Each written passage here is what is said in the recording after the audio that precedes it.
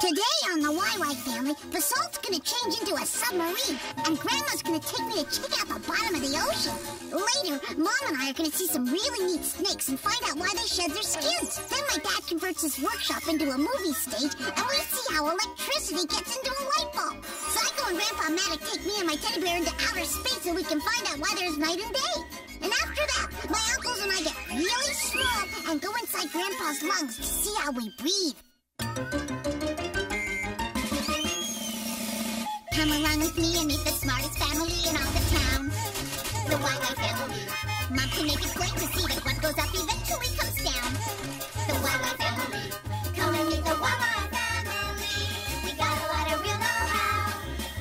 Grandpa knows a lot about farming. Ask him and he'll show you now. Why do airplanes fly? When I land, I'll tell you why. Meanwhile, there's a dragon making some kind of a potion in a vat. The YY family. And Grandma's no stranger. She can teach you all the dangers found in that. The YY family. Max is a mechanical marvel. Why? I know a copy kind of guy. Maybe he can show you the answer now. If you want to take a look inside. Everybody's in a lather. Rushing, wondering what's the matter. Every person hears a cry. Rushes to the baby side. What's the deal? What could it be? Just like the YY family. Have you ever wondered why the salty ocean's lightning thunder? What the earth is like down under? Why there's wind and snow and rain? Let Eartha and Basalt explain. I've caught something! I've caught something! Oh, it's going to... Breakfast at last. You look tired, Uncle Scopo. Well, so much for breakfast. Micro, what's wrong with you? The bottom of the ocean doesn't need your garbage. Sorry. Grandma, what's the bottom of the ocean like? Well, I'm ready. Then let's go explore the ocean floor.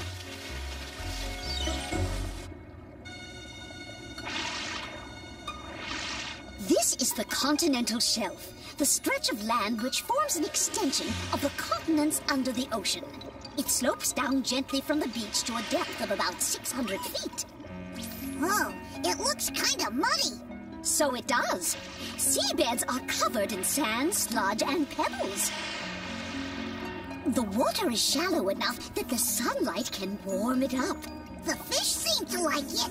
Now, let's go and take a look further down. Basalt, submarine. Coming right up. Entrez-vous? This is the edge of the continental shelf. Beyond this point, the ocean floor drops to a depth of 1.5 miles. Let me show you how deep that is. Whoa, it sure is dark in here. Can you guess why, Victor? Because the sunlight can't shine this deep? Exactly! Basalt, lights! I'm freezing my tootsies off. At this depth, the water is extremely cold and exerts enormous pressure. That's why the ocean bed is so difficult to explore. What's this? Well, dear, since it's so dark down here, a device called a sonic depth finder attached to a ship is thrown into the water. It sends out sound waves in different directions, and when these waves encounter something solid, they bounce back. The sonic depth finder picks up the waves as they return. Then a computer on board the ship translates the waves into pictures. Is that how we know what's down here? Yes. At the bottom of the sea, there's the Great Abyssal Plain, huge mountain chains, and even undersea volcanoes. No! I've had enough. It's dark and scary and cold and wet down here. Grandma, what's this hole? It's called an abyss. There are several of them at the bottom of the ocean. It looks deep. If we could put the world's highest mountain in the ocean's deepest abyss, there would still be almost 2 miles of water in between the top of the mountain and the surface of the water. All right, Basalt, let's get you warmed up. Well, Basalt, are you warm and dry yet? This isn't quite what I had in mind.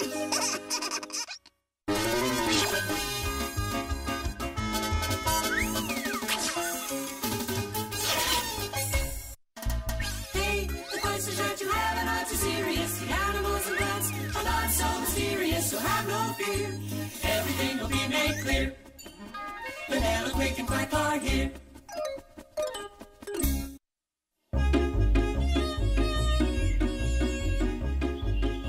Another cup of tea, Snuggums? Why, thank you, Gumdrop. Quick and Quack aren't fighting with each other. Don't they feel well? I don't know, but let's hope it lasts. This is a delightful cup of tea. I had no idea you were such a snake. Calm down, you two. It's only a harmless little grass snake. And it was sloughing. Sloughing? What's sloughing? Sloughing means the snake sheds its skin. Ew! Why do they do that? A snake's skin is very rigid. Feel it. Oh, yuck. No, it's kinda neat. Just dry and hard. I guess it's not so bad with the snake out of it. So, why does the snake shed its skin? Since its skin is rigid, as the snake grows, its skin becomes too small for it. So it gets rid of it. I want to learn more about snakes.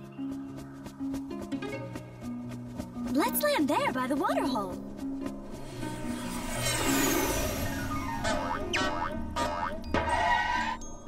Now stay with me, Victor. Don't touch any snakes unless I say it's all right. Some of them are poisonous.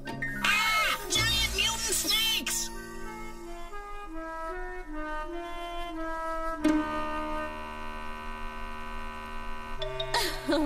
Oh, those are just babies.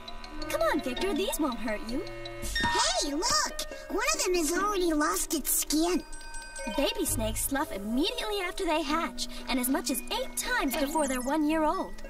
Oh, its skin is real dry. The snake's skin protects it from the rough, rocky terrain of the desert. It also helps protect it from predators, and keeps the water in its body from evaporating too quickly. Uh-oh! Quick, Quack, watch out! Ah! It's a rattlesnake. It's poisonous.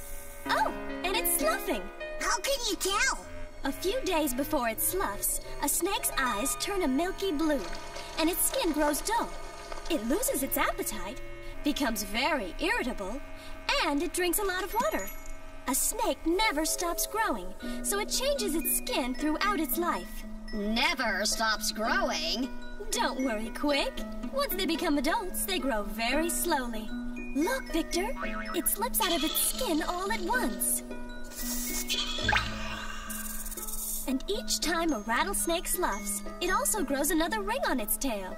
Do any other animals slough? Well, lizards shed their skin, but unlike snakes, they do it in bits and pieces, and it takes them several days. In fact, we lose the top layer of our skin in little tiny particles. And now let's head for home.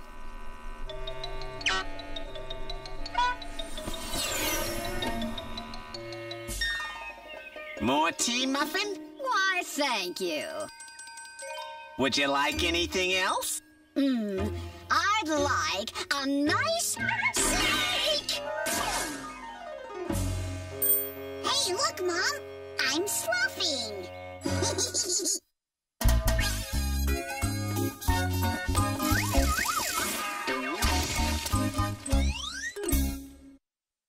How does it do this? How does it do that? Max is the one with the electronic knack. Machines are his thing, so don't go berserk. That's on the job. You'll find out how they work.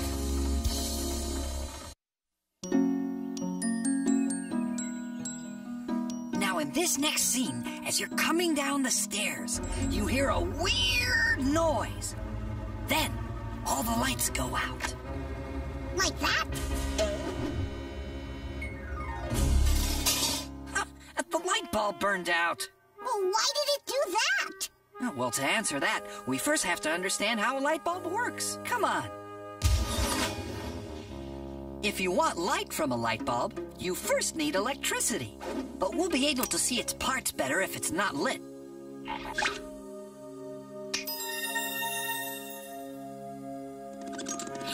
Hi, where are the electrons? Over here. Watch, Victor. The electric current moves into the bulb through a metal contact.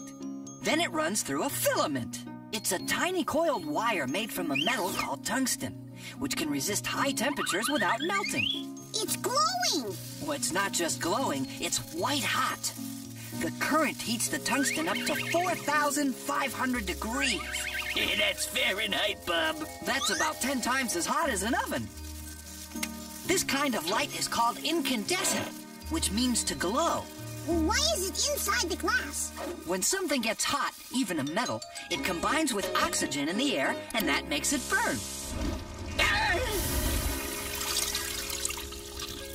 And the glass keeps that from happening?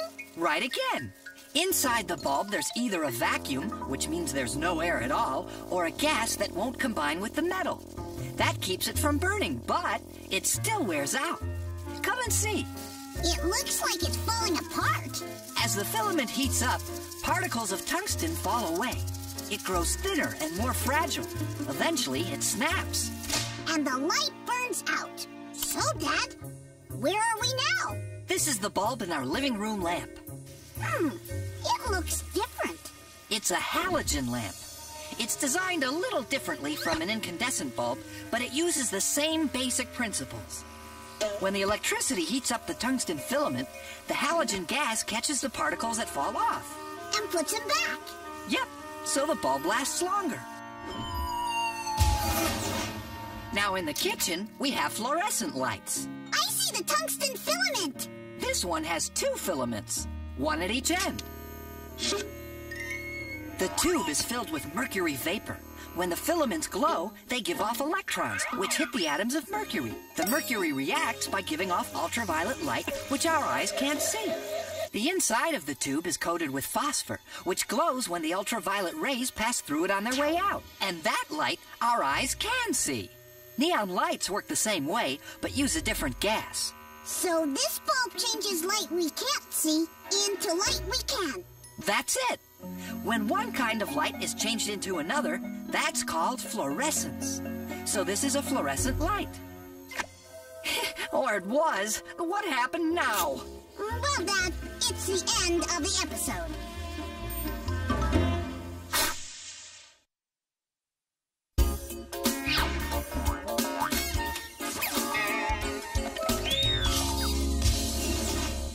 Who has all the answers about the sun and moon and stars? That would be Zygo and Magic. Who can tell us all about the atmosphere and Mars? That would be Zygo and Magic. Pick a spot in outer space, they've been all around the place. Zygo and Magic, here they come.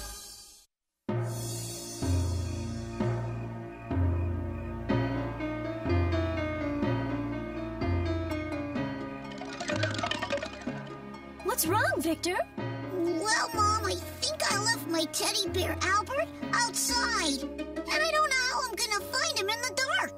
Can you switch the sun on? The sun doesn't switch on and off. It doesn't? Well, then how come there are days and nights? Let's find that teddy bear, Victor. Then I'll explain it all to both of you. Imagine this is our good old sun. And here's the Earth. The sun is shining on this half, so it's daytime. In this half, there isn't any light because it's in the shadow. Here, it's nighttime. So, to switch from daytime to nighttime, I would have to travel all around the world? Not at all. You mustn't forget that the Earth spins while it revolves around the sun. See, we changed from daytime to nighttime without budging an inch. It takes the Earth 24 hours to complete one revolution. For about half that time, it's daytime, and during the other half, nighttime. Look, Victor, in that part of the Earth, it's nighttime. You can even see lights of the larger towns. Whoa! Cool! Hey, Albert, look at that!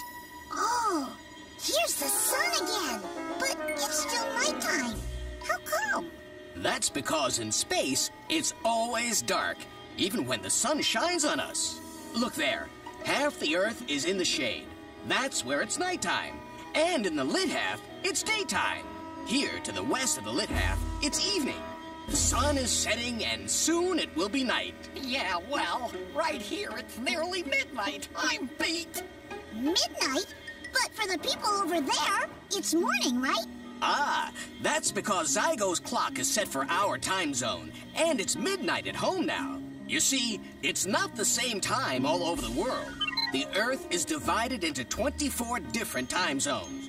And each time you change time zones, the time changes. Each time zone corresponds to the position of the Earth in relation to the sun. That means wherever you are on Earth, noon is really the middle of the day. Zygo! Can't you speed up the revolution of the Earth around the sun? Ah, look there, Victor. The sun is rising in Asia, but it's still nighttime in Europe. Oh, I get it, Grandpa Matic. Could we go someplace where it's night now so I can get some sleep? Not a bad idea, my boy. Hey! It's light already! But where's the sun? Ah, it's dawn. The sun is already lighting the sky above us, even though we can't see it yet. Soon, when the Earth is rotated a little bit more, the sun will appear. Great! This is the first time I've ever gone to bed so late. Or is it early? No, it's late. No, wait a second, it's early. Late. Early. Late. I don't know.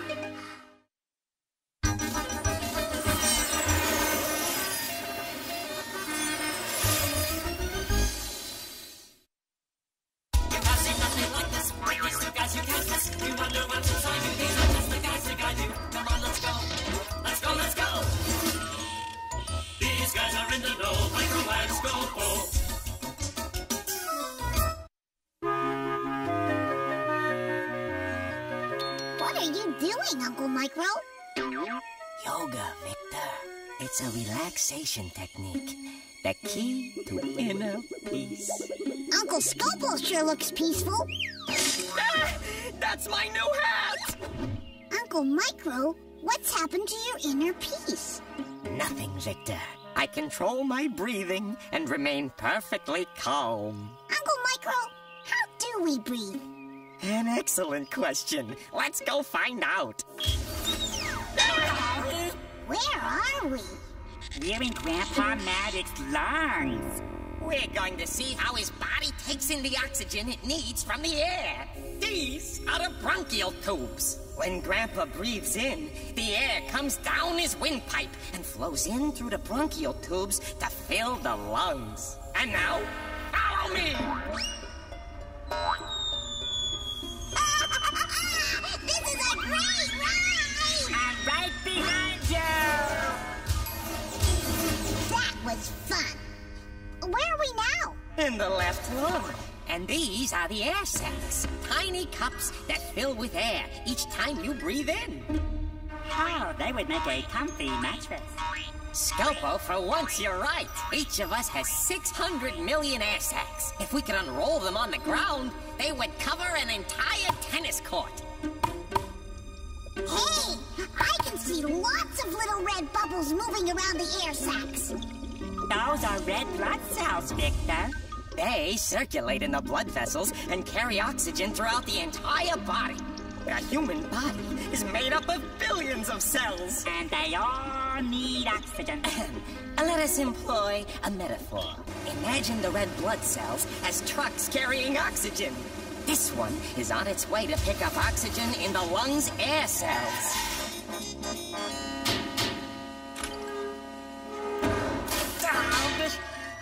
How come Micro always gets to ride in the front? Hey, wait for me! Here we are. Where? The heart, Victor. The blood cells carry oxygen to the heart, which pumps the blood throughout the body.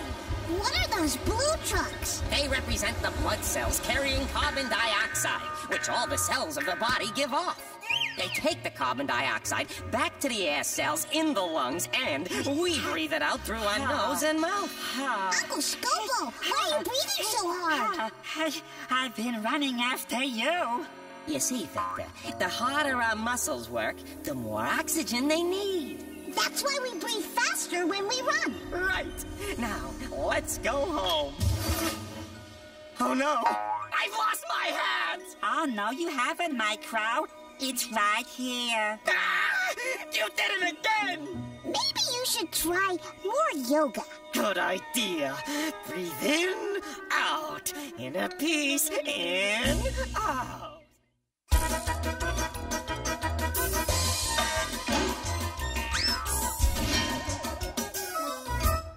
Well, Victor, what'd you learn today? Oh, tons of neat stuff. I learned that in the very deep ocean, the water pressure makes it very hard to explore. I learned that snakes never stop growing and that they shed their skins throughout their lifespan. I also learned about different kinds of light bulbs and that fluorescent light is when one kind of light is changed into another. I learned that the Earth is divided into 24 different time zones. And I learned that inside my lungs, there are air cells, which are like tiny little cups that fill with air when I breathe. Each of us has 600 million air cells. Why, if we could unroll them on the ground, they would cover an entire tennis court. Sounds like a pretty big day. It was, but I still have plenty of questions left for next time.